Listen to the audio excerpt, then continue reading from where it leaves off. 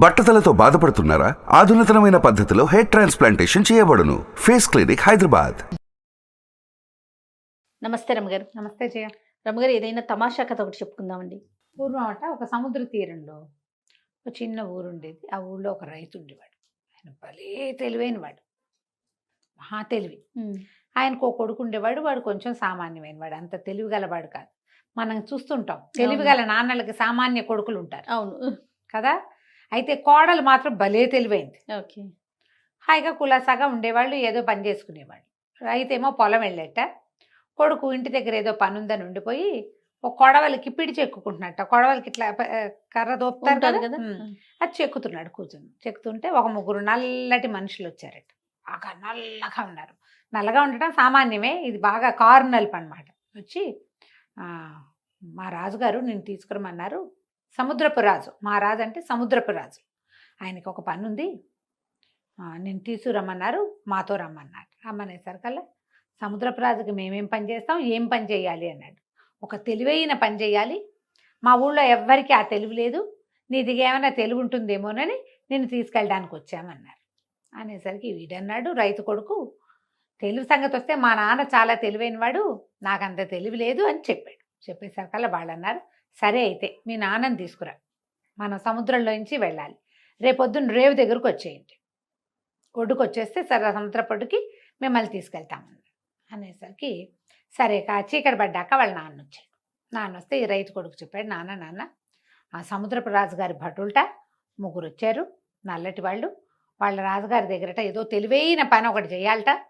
మరి నీకంత తెలివి, నీకైతే తెలివి ఉంది, నాకంత లేదన్నాను, నేను తీసుకురమ్మన్నారు. రేపొద్దున వాళ్ళు రారు మన దగ్గరికి, మనమే వాళ్ళ దగ్గరికి వెళ్ళాలి, వెళ్దాం పద అన్నాడు. అనేసరికి వాళ్ళ నాన్న అన్నాడు, ఒరే ఏమిటో ఎవరో రా వాళ్ళు, సరిగ్గా కనుక్కున్నావా? ఏమిటంటే కనుక్కున్నా నాన్న, సముద్రపు రాజుట రమ్మన్నారంటే వాళ్ళ నాన్న అన్నాడు, బాబోయ్ వాని ఇంటి దాకా వస్తే ఎవరితోన్నా వెళ్ళొచ్చు, మళ్ళీ ఒడ్డు దాకా ఎవడు నడుస్తాడు, నా వల్ల కాదు నడవటము అని తిరగబడ్డాడు నాన్న. తిరగబడి కుర్రాడికి అదేమిటో తెలివిగల వాళ్ళ పనిని తనని పిలిచారు. తనంటే నాన్న పేరు చెప్పాడు అనుకో, కానీ తన్నే కదా ముందు అడిగారు, నాన్నని తీసుకెళ్ళాలని ఉంది. అదేదో తెలివైన పని, ఏదో ముట్ట చెప్తారు మంచి బహుమానం. వాళ్ళు ఆవిడతో చెప్పాడు, ఏమేమే నాన్న రానంటున్నాడు అంటే, ఎందుకు రాడు, ఏదో కథ చెప్పి తీసుకెళ్ళి, మీ నాన్నకి ఏదైనా మాట్లాడుతుంటే ఆయన మాటల్లో పడతాడు, నీకు అలసట తెలియకుండా నేను తీసుకెళ్తాను నాన్న అని చెప్పి మీ నాన్నని బయలుదేరి దిగి కథ చెప్తానంటే వస్తాడంటే, సరే పొద్దున్నే ఏమన్నాడు, నాన్న నీకు నడిచిన అలసట తెలియకుండా కథలు కబుర్లు నేను చెప్తాను, రా అని నాన్నని బయలుదేరితేశాడు. సరే నాన్న కొడుకు ఇద్దరు బయలుదేరారు. కోడలు చూస్తూనే ఉంది, తండ్రి కొడుకు కబుర్లు చెప్పుకుంటూ, తండ్రి కొడుకు ఆ కథ ఈ కథ, అడవిలో జరిగింది పిట్ట కథ పిచ్చి కథ చెప్పి రేవు దాకా తీసుకుపోయాడు నాన్న. ఆ రేవులో పరమ నాసిరకం పిచ్చి పడబోటి ఈ ముగ్గురు నల్ల దిబ్బల్లాంటి మనుషులు నుంచునున్నారు. తెలబడి బరి, ఇదేం పడవరా, ఇవేం మనుషులరా, రాక్షసులు ఏమిటోరా వీళ్ళు, నిజానికి అది రాక్షస రాజ్యమే. వాళ్ళు చెప్పాలా వీడికి, సముద్ర రాజు అని చెప్పారు వాళ్ళు. మరి వీళ్ళతోటి ఇప్పుడు వెళ్ళకపోతే, కనపడ్డాక మానేస్తే పారిపోతే, వాళ్ళు వెంబడిపడి పట్టుకుంటే, అవును, కొడితే చంపితే ఏం చేయాలి, సరే ఇంకేం చేస్తాం, ఇదేం పడవ పిచ్చి పడవ అన్నాడు వాళ్ళని. అనేసరికల్లా వాళ్ళు అన్నారు, అబ్బే కాదండి ఇది అత్యద్భుతమైన పడవ, మా దగ్గర ఉన్న పడవల్లో అన్నిటికంటే స్పీడ్గా వెళ్ళేది ఇదే అని చెప్పారు. ఈ బోడి మొహల్లా ఉన్నది స్పీడ్గా వెళ్తే వాళ్ళ దగ్గర ఎంత చెత్త కాని పడవలు ఉన్నాయో. సరేనని పడవ ఎక్కి కూర్చున్నారు. ఎక్కి కూర్చుంటే బోళ్ళంతసేపు ప్రయాణం చేశాక ఓ దీవి వచ్చింది, సముద్ర రాజ్యం అన్నారు. ఇంతకీ అది రాక్షస రాజ్యం. తీరా వీళ్ళు వెళ్ళేసరికల్లా అదంతా అడవి, అంతా బోడిగా మొక్క మోడు లేకుండా ఏడ్చి మొత్తుకున్నట్టుంది, వికామయంగా ఉంది. అది ఏమి బాగుండలా. మామూలుగా దీవులు అవి ఎట ఉంటే పచ్చగా నవనవలాడుతూ కళకళలాడుతూ దాని నిండా మనుషులు అలా ఎలాగో ఉండాలి, అవును, అట్లా లేదు. బోడిగా పుల్లా పొడక ఏమీ లేకుండా, చెట్లు లేవు, రాక్షసులు ఉన్నారు కానీ వాళ్ళందరినీ వీళ్ళ కంటపడితే వాళ్ళు అనుకున్న పని అవ్వదు కాబట్టి ఎవరిని చూపించాల వీళ్ళకి. కోట లోపలికి తీసుకుపోయారు. కోటల్లే ఉంది, కోటలోకి తీసుకెళ్ళాక రాజుగారు చూస్తే ఆయన ఇంకా భయంకరంగా, ఇంకా నల్లగా, అక్కడ ఘోరాతి ఘోరంగా, మధ్యలో మాట్లాడుతున్నప్పుడు పక్క కూరలు కూడా కనపడుతున్నాయి వాడివి.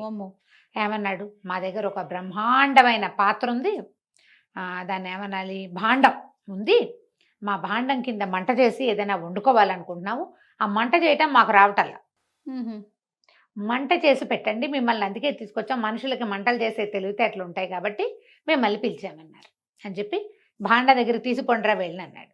తీరా వెళ్ళేసరికి ఒక పెద్ద గదిలో గది నిండా ఒక భాండం ఉంది. అంత పెద్దది, రాగిది, తోమబడి శుభ్రంగానే ఉంది. సరే నాన్న కొడుకు ఏం చేశారు, వీళ్ళు గదిలోకి వెళ్ళారు. రాక్షసులు బయట నుంచున్నారు. వీళ్ళిద్దరు ఆ భాండం చుట్టూతా తిరిగారు. తిరిగితే కొడుకన్నాడు, ఇదేమిటి నాన్న ఇంత గిన్నె ఎక్కడిది వీళ్ళకి అనేసరికల్లా ఆయన అన్నాడు, ఒరే ఇది మన రాజుగారి ముత్తాతదిరా, ఆయన దీని నిండా అన్నం వండిచ్చి అడిగిన వాళ్ళకి లేదనకుండా పెట్టేవాడు అక్షయ పాత్ర ఇది.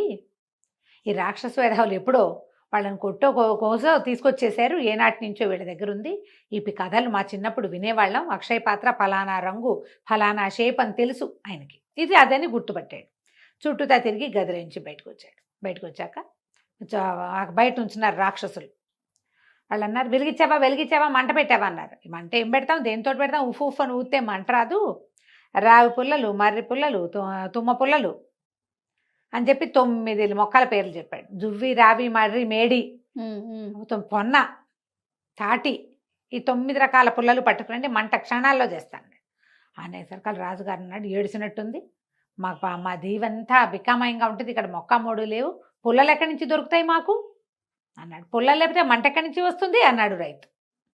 అనేసరికి మరి ఇప్పుడు ఎట్టా అన్నాడు, ఓ పని చేయండి, మీ ఊళ్ళో దొరకవు కానీ మా ఊళ్ళో బోల్డ్ అని దొరుకుతాయి, మా ఇంటికి ఎవరైనా పంపించండి, మా కోడలికి పేరు లిస్ట్ అంతా చెప్తే మొత్తం లిస్టు పుల్లలని ఇచ్చేస్తుంది, మంట పెట్టి వెళ్ళిపోతామన్నాడు. అని చెప్పి ఏమన్నాడు, మీరు ఇట్లా పని వాళ్ళని పంపిస్తే మా కోడలు ఇవ్వదు, వాళ్ళు దానికి నమ్మకం కుదరదు, మీ అబ్బాయిలిద్దరిని పంపించండి, మీకు కుమారులు ఉన్నారంటే 2 కుమారులు ఉన్నారు, 2 కుమారులని పని వాళ్ళ చేతికి ఇచ్చి పంపండి, వీళ్ళు వెళ్ళి అడుగుతారు, అడిగితే మా కోడలు పుల్లలు ఇస్తుంది, పుల్లలు తీసుకొస్తే వెలిగించి వెళ్ళిపోతామన్నారు.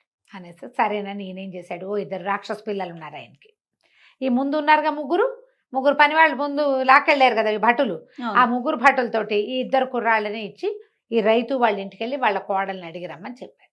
చెప్పేసరికి ఆ ఇంటికి తీసుకుపోయారు. ఓ రోజంతా ఒక అరపూట ప్రయాణం చేసి వాళ్ళ ఇంటికి వెళ్ళారు. కోడల దగ్గరికి వెళ్ళేసరికి కోడలు ఆశ్చర్యపోయింది. భర్త ముందు చెప్పాడు 3 నల్లటి వాళ్ళు వచ్చారండి, వీళ్ళు కూడా నల్లటి వాళ్ళే, వీళ్ళు కొంచెం రాజుగారి పిల్లలల్లే ఉన్నారు. బాగా ఆలోచించింది, వీళ్ళు ఎందుకు వస్తున్నారు మన ఇంటికి. వాళ్ళు వచ్చాక అన్నారు, ఏమమ్మా మా ఇంట్లో మంట పెట్టడానికి మీ మామగారికి మా దగ్గర పుల్లలు లేవు, అందుకని మీ ఇంట్లో ఉన్నాయట, ఆ పుల్లలు ఇవ్వమన్నాడు, మర్రి, రావి, జువ్వి, మేడి అని 9 లిస్టు చదివారు. ఈ అమ్మాయి అనుకుంది, ఏదో తిరకాసుంది, ఒక్క పుల్ల లేని ప్రదేశంలో మంట పెట్టడానికి ఎందుకు పిలిచారు, వీళ్ళని ఏం చేయబోతారో అక్కడ అని చెప్పి, సరే ఒక చీకటి కొట్టు, వాళ్ళు వడ్లు దాచుకునే కొట్టు ఒకటి ఉంది, వడ్ల కొట్టు, ఆ కొట్టు దగ్గరికి తీసుకెళ్ళి తాళం తీసి తలుపు గడి తీసి, బాబు మీరు అడిగిన పుల్లలన్నీ లోపల ఉన్నాయి, లోపలికి వెళ్ళి తెచ్చుకోండి అమ్మా అంది. 2 అబ్బాయిలు లోపలికి వెళ్ళారు. వెళ్ళగానే ఇది బయట గడి పెట్టి తాళం పెట్టేసింది. పెట్టేసి బయటికి వెళ్ళి, మా వాళ్ళు వస్తే కానీ అవి రావు, మీ అబ్బాయిలు 2 మా దగ్గర ఉంటారు, మా వాళ్ళని వచ్చి తీసుకెళ్ళమను, అందాక మీ వాళ్ళని నేను పంపను. ఈ రాక్షసులకి ఏం చేయాలో తెలియలే. రాజుగారు ఉంటే ఐడియా చెప్తాడు, తమేం చేస్తారు, తాళం వేసేసింది, వీళ్ళకి ఆ తాళాలు గీలాలు తీయడాలు రావు. 3 పొలోమని పోయారు. మళ్ళీ పోయేసరికల్లా రాజుగారి దగ్గరికి వెళ్ళి, ఆవిడ ససేమిరా పిల్లల్ని బదలనందండి, వీళ్ళు వస్తేనే కానీ వాళ్ళని వదిలిపెట్టనంటోంది అనేసరికి ఆయనకి ఏం చేయాలో తెలియలేదు. ఆయనకి 2 కొడుకులు ఉన్నారు. 2 పిల్లలు పోయి వాళ్ళ ఇంట్లో చీకటి కొట్లో కూర్చుని ఉంటే ఏం చేయటం, అవును, వాళ్ళంతటా వాళ్ళు పడవలెక్కి రాలేరు. ఒకవేళ రేపు వాళ్ళు వదిలేసిన వాళ్ళని తెచ్చుకోవాలి మనం, చిన్నపిల్లలు కదా, అవును, కుర్రాళ్ళు. అక్కడి నుంచి పొండి మీ 2, మీ కోడలు భలే తెలివైంది, మా పిల్లల్ని ఇరికిచ్చేసింది, పొండి అన్నాడు. అనేసరికల్ రైతు అన్నాడు తాపిగా కాళ్ళు చాపుకుని కూర్చుంటూ, అబ్బే అటైట పోతామండి, మేము పని చేయడానికి వచ్చాము, ఏదో బహుమానం ముడుతుందని వచ్చాం, మీరు పని చేయించలేదు, బహుమానము లేదు, ఏదైనా ఒకటైనా అయితే కదా మేము వెళ్ళేది, అది ఏదైనా దయచేయించండి అప్పుడు మేము వెళ్తామన్నాడు. ఈయన ఏం చేయాలో తెలియలే, ఇప్పుడు వెలిగించాలి, ఆ పని ఏమిటి వాళ్ళది, అది వెలిగించడానికి. అక్కడ పుల్లా పొడక ఏమీ లేవు వాళ్ళ దగ్గర, పుల్లల కోసం పంపిస్తే పిల్లలు అక్కడ సెటిల్ అయిపోయారు. అందుకని ఏం చేశాడు, ఇంత బంగారపు ముద్ద తీసుకొచ్చి చేతిలో పెట్టాడు, బహుమానం ఇచ్చేస్తున్నాను, మీరు ఇంటికి వెళ్ళి మా పిల్లల్ని పంపించండి. సరే మొత్తం మళ్ళీ 3 భటులు, రైతు, కొడుకు బంగారపు ముద్ద మోసుకుంటూ పడవెక్కి వెళ్ళిపోయారు, నాశరకం పడవ. ఇంటికి వెళ్ళాక ఆ గది తాళం తీస్తే కుర్రాళ్ళు 2 బయటకు వచ్చారు. లోపల అసలు ఊపిరాడలేదు మాకు అనుకుంటూ వాళ్ళిద్దరిని పడవెక్కించి పంపించేశారు. ఇక మీ వాళ్ళు ఇంకా ఆ ఊళ్ళోకి రాలేరనమాట, ఇంకా రారు. వీళ్ళు 3 హాయిగా బంగారం ముద్ద పెట్టుకుని మరి కాస్త పొలం కొనుక్కుని సంతోషంగా హాయిగా ఉన్నారు. కథ కంచికి మన ఇంటికి. చిన్న కథ చాలా బాగుంది. నమస్తే. నమస్తే జయ. సుమన్ టీవీలో మీ పర్సనల్ అండ్ బిజినెస్ ప్రమోషన్స్ కోసం కింది నెంబర్కి కాంటాక్ట్ చేయండి.